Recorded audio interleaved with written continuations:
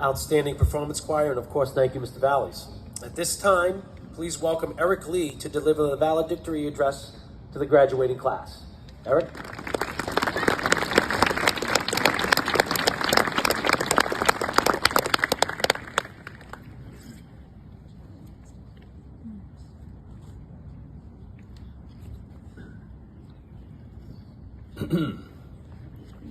Deja vu.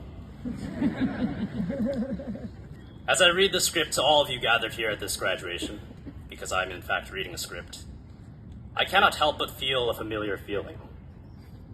That's because for all my life, I have been a follower of scripts. You don't have to be particularly intelligent to be the valedictorian, and my peers can attest to that. You just have to be able to take orders. My most foundational memories throughout K-12 education are of adults telling me to be a hard worker because it's only through hard work that you could crush the competition and succeed. So starting in my freshman year of high school, I blindly worked as hard as I could, not because I had some particular goal in mind or that I would find certain success, but simply because I was afraid to do otherwise.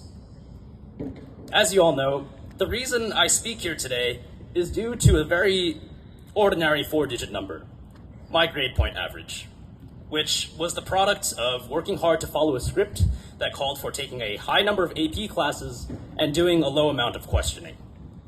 This is a script that every teacher at Mountain Lakes High School claims to despise, and rightfully so. The highest level classes on paper do not necessarily correlate to students' true interests or even the level of critical thinking that that class requires. The script of maximizing GPA relegates the spiritual experience of learning to cold numbers and is unfriendly to genuine development in the classroom. But I'm not the only student who followed the script. All students are told that they must have a high GPA to enter the university of their choice. And as a result, academic glory, not academic curiosity, becomes the end game. And who could blame us for following this misleading script for success? The culture of glory-seeking is embedded right here in the decorated suburbia of Mountain Lakes. We live in a town where families chase the American dream in beautiful plots of land enclosed by masterful landscaping and, conformist thinking.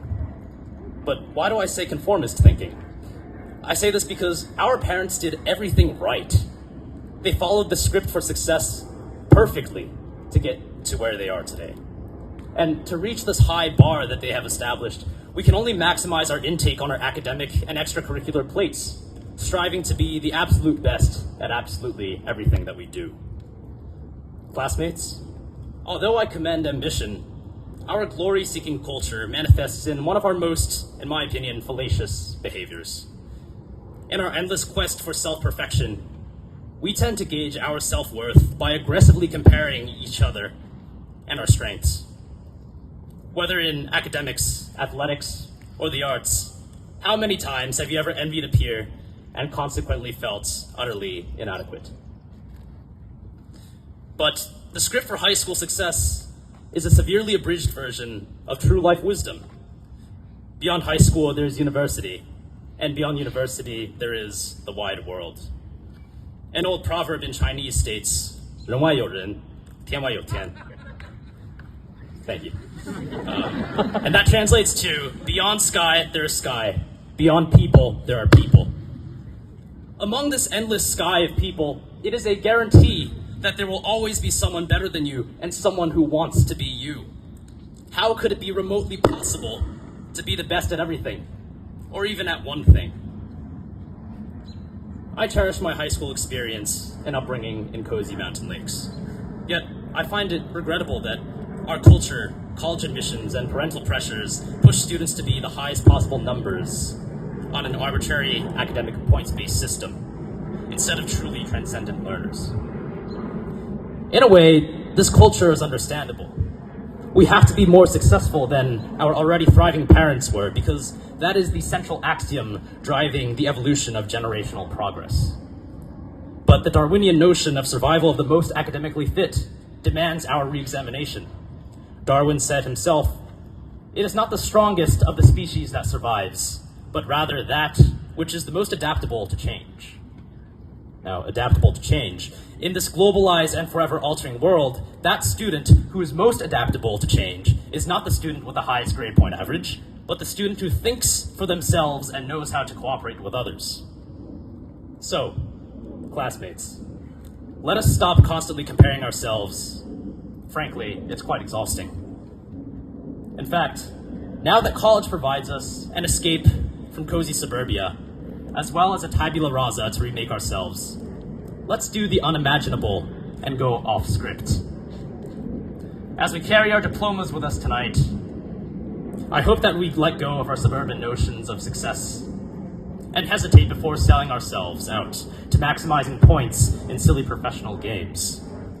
University will in fact give us the space to create instead of compare, to reach out to others instead of endlessly promoting ourselves, and to improve the world instead of chasing personalized glory. There will be no more script. So classmates, let us write our own. Friends of the class of 2022, good luck. I love you all, and I cannot wait to embark on this journey of becoming with all of you. Thank you, everyone.